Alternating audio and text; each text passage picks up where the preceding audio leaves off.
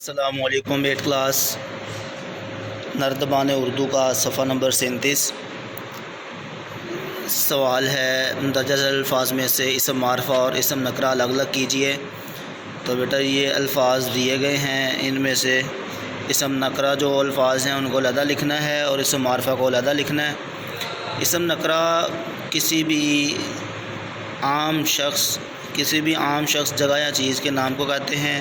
اسم معرفہ جو ہے یہ خاص نام ہوتا ہے، خاص جگہ، شخص یا چیز کے نام کو کہتے ہیں اسم معرفہ۔ تو بیٹا یہ الگ الگ لکھے ہوئے ہیں، وطن، شہر، اسکول، کتاب، گاؤں، شاعر، عمارت، مسجد۔ اسی طرح یہاں معرفہ آ جائے گا، پاکستان، نشان حیدر، کشمیر، دریائے سندھ، لاہور، قرآن مجید، قائد اعظم سر سید احمد خان۔ یہ خاص مطلب نام ہیں جگہ کے، اشخاص کے یا چیزوں کے۔ تو نیکسٹ کویسچن ہے صفت نسبتی لکھنے ہیں، الفاظ دیے گئے ہیں ان کو صفت نسبتی مطلب یا نسبتی لگانی ہے۔ انسان سے انسانی ہے جیسے، اسی طرح دکن سے دکنی، عرب سے عربی، شیراز سے شیرازی، ترک سے ترکی، پاکستان سے پاکستانی، برق سے برقی، ہندوستان سے ہندوستانی، آب سے آبی، عجم سے عجمی، مادہ سے مادی۔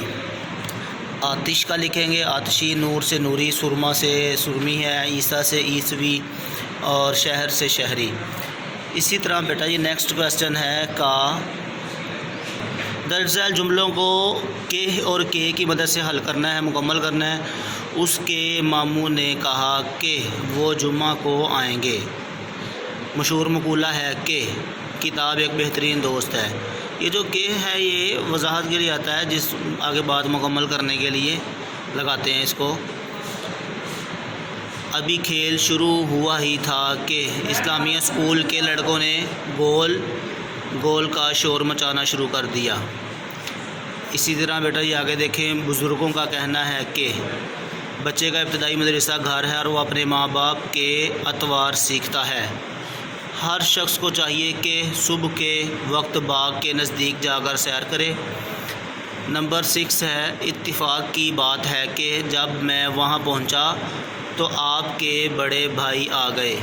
محکمہ موسمیات کے مطابق آج ملک کے اکثر شہروں میں بارش ہوگی۔ یہ حقیقت ہے کہ بھارت، چین، ایران اور افغانستان پاکستان کے پڑوسی ممالک ہیں۔ دادا جان بتاتے ہیں کہ پرانے وقتوں کے لوگ بہت سادہ ہوتے تھے۔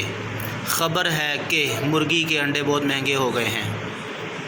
تو بیٹا یہ اگلا سوال ہے، مندرجہ ذیل الفاظ کے معنی لکھنے ہیں۔ زمیندار، کھیتی باڑی کرنے والا، لگاؤ، دلچسپی، محبت رکھنے والا، متاثر، اثر قبول کرنے والا۔ نظریہ کسی سوچ یا فکر کو کہتے ہیں۔ پختہ عقیدہ، یقین رکھنا، ایک سوچ یا فکر کو نظریہ کہتے ہیں۔